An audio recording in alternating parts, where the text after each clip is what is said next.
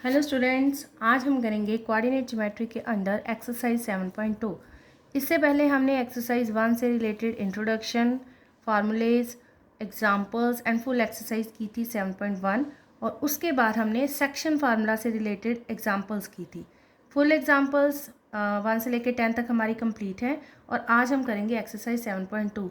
I hope कि आप सबको पिछला काम सभी एग्जांपल्स, इंट्रोडक्शन, फार्मूलेज वगैरह समझ आ गए होंगे। अगर कोई आपको पूछना है उसके बारे में, कोई आपको क्वेश्चन नहीं समझ आया तो आप मेरे को कमेंट बॉक्स में बताना, मैं उसकी वीडियो बनाऊंगी अलग से। तो आज हम स्टार्ट करेंगे एक्सरसाइज 7.2। अगर आपको मेरी वीडियोस अच्छी लगे तो उसको लाइक, शेयर एंड सब्सक्राइब करना। तो फर्स्ट क्वेश्चन है एक्सरसाइज का, find the coordinates of the point which divide the join of -1 7 and 4 -3 in the ratio 2:3। हमें एक लाइन सेगमेंट दी हुई है, उसके दो पॉइंट्स दिए हैं, हम लेट करेंगे ए एंड बी और उनकी रेशो दी हुई है 2:3। अगर हमें किसी भी सम में दो पॉइंट्स दिए हुए हों और उसके हमें रेशो दी हुई हो तो हम क्या करेंगे, उसके लिए सेक्शन फार्मूला लगाएंगे। तो सबसे पहले तो हम दो पॉइंट्स को लेट करेंगे और उसके बाद उनकी कोऑर्डिनेट्स जो उसको डिवाइड कर रहे हैं वो लेट करेंगे।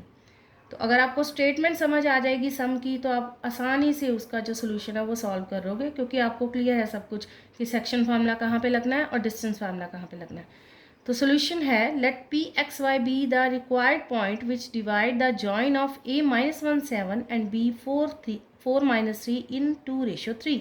ये है लाइन सेगमेंट जो हम अपने लिए ड्रॉ कर रहे हैं ताकि हम सम को भी आसानी से कर सकें और सोल्यूशन भी हमारा निकल सके अच्छे रंग से। a है -1 7 और b को लेट किया 4 -3 और p जो है वो ए बी लाइन सेगमेंट को डिवाइड कर रहा है इंटरनली। तो रेशो दी है 2:3। तो उसके लिए क्या लगाएंगे, बाय सेक्शन फार्मूला। हमें p के क्या फाइंड आउट करने हैं, coordinates x and y।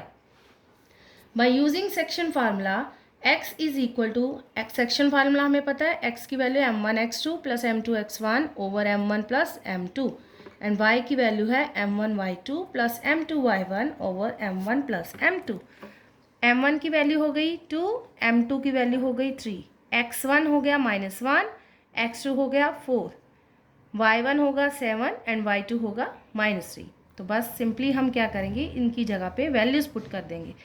m1 x2 mean जो m1 की वैल्यू है और x2 की वैल्यू है उनको क्या करेंगे, आपस में मल्टीप्लाई। ऐसा ही सेम m2 x1 के साथ होगा और नीचे m1 प्लस m2 प्लस हो जाएगा। Same as it is y के जो वैल्यू निकालनी है उसके सॉल्यूशन के लिए करेंगे m1 y2, m1 की जगह और y2 की जगह वैल्यू पुट करके उनको मल्टीप्लाई करेंगे और m2 y1 की जगह मल्टीप्लाई करेंगे वैल्यूज़ को पुट करने के बाद, और m1 प्लस m2 को प्लस करेंगे। ये हमारे पास सॉल्व करने के बाद x की वैल्यू आ रही है 8 -3 ओवर 5 और y की आएगी -6 प्लस 21 ओवर 5। 8 में से 3 कट माइनस हो जाएंगे तो हमारे पास आएगा 5 ओवर 5।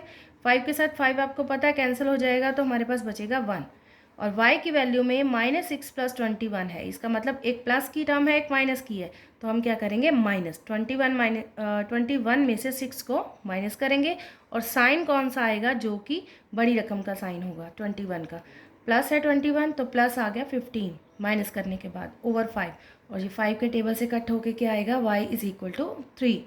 x आ गया 1, y आ गया 3। तो so the coordinates of p x y are 1 and 3। This is simple sum, बहुत ही आसान सम है और आपको समझ आ गया होगा क्योंकि कुछ भी नहीं करना है इसमें, ओनली सेक्शन फार्मूला है। नेक्स्ट है question number 2, find the coordinates of the points of trisection of the line segment joining 4 -1 and -2 -3।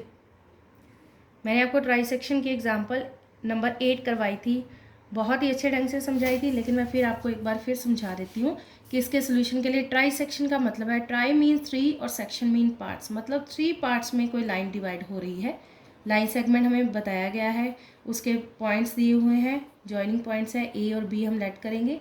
Late P and Q be the point of trisection of A B जो given है हमें, और try section मतलब होता है 3 parts, तो हम 2 points late करेंगे पी एंड क्यू, क्योंकि जो पी एंड क्यू जब डिवाइड करेंगे लाइन सेगमेंट ए बी को तो अपने आप वो 3 पार्ट्स में डिवाइड होगी और जो 3 पार्ट्स होंगे वो इक्वल होंगे। ट्राई सेक्शन में यही किया था हमने कि जो 3 पार्ट्स होंगे वो इक्वल होंगे, उस हिसाब से हम क्या करेंगे, उसकी रेशियो को सेट करेंगे। सोल्यूशन स्टार्ट करते हैं। Let P and Q be the point of trisection of A B. ये हो गया ए बी। के point P and Q trisect कर रहे हैं। इसका मतलब है AP इज इक्वल टू, ये वाली line AP is equal to PQ is equal to QB, ये तीनों आपस में इक्वल हैं। P divides AB internally in the ratio 1:2। अब हम अलग अलग सॉल्व करेंगे, P के अलग से सॉल्व करेंगे और Q को लेकर अलग से सॉल्व करेंगे, तभी हमें कोऑर्डिनेट्स पता लगेंगे ना ट्राइसेक्शन वाले, कि दो पॉइंट्स को वो कैसे कोऑर्डिनेट्स उसके आ रहे हैं। अगर हम P की बात करें, अगर तीनों ही lines AP PQ and QB equal हैं, तो मतलब इसका मतलब कि ये 1 1 1 हो गया ना। तो AP की वैल्यू क्या होगी 1 और PQ AP, अब हम लेंगे PB, क्योंकि AB लाइन तक बात करनी है, हम Q को लेट नहीं कर रहे, तो P को ही अकेला देखेंगे तो ये हमारे पास आ जाएगा AP 1, रेशो उसकी आएगी 1, और P से लेकर B तक रेशो आएगी 1 + 1 2, ये हमारे पास आ गया 1:2। Therefore the coordinates of P by applying section formula are, अब सिंपली हमने क्या करना है, सेक्शन फार्मूला लगाना है। सेक्शन फार्मूला लिख दो अपना, m1x2 + m2x1 / m1 + m2, y क्या आएगा m1y2 + m2y1 / m1 + m2। और यहाँ पे हम लिख लेंगे, हमारे पास m1 क्या है 1 एंड m2 क्या है 2। बाकी तो xy तो x1 y1 और x2 y2 तो सेम ही रहेंगे, उनके हम करेंगे वैल्यूज़ पुट। वैल्यूज़ पुट करने के बाद, उसको सॉल्व करने के बाद हमारे पास वैल्यूज़ आएगी नीचे -2 + 8/3, -3 - 2/3, ये आ गया हमारे पास, माइनस करने के बाद 6/3, और y का आ गया -3 - 2 आ गया -5/3। जो तो सॉल्व हो सकता है, कट हो सकता है, उसको कट कर लो, बाकी ऐसे ही लिख दो न्यूमरेटर ओवर डिनोमिनेटर की फॉर्म में। ये आ गया 2 -5/3। तो कोऑर्डिनेट्स ऑफ P क्या आ गए हमारे पास, P के कोऑर्डिनेट्स आ गए 2 एंड -5/3। ये हो गया P की बात, P का हमने सॉल्व कर लिया। अब हम Q की बात करेंगे। जब हम Q की बात करेंगे, हम P को नहीं लेंगे साथ में, और A से लेके Q तक का डिस्टेंस के रेशो क्या होगी, A से लेके Q तक, ये हो गया 1 1 2 एंड QB हो गया 1, ये रेशो आ गई 2:1। दोबारा मैंने आपके लिए एक पिक्चर ड्रॉ किया है, क्योंकि आपको P और Q पॉइंट में कन्फ्यूज़न ना हो। AB होगी हमारे पास लाइन सेगमेंट, A के पॉइंट B के पॉइंट, P हमने सॉल्व कर लिया, हम उसको दोबारा नहीं लिख रहे, और Q की रेशो हमें दी हुई है 2:1, 1 + 1 2 हो गई, और यहाँ पे Q से लेके B तक होगी 1।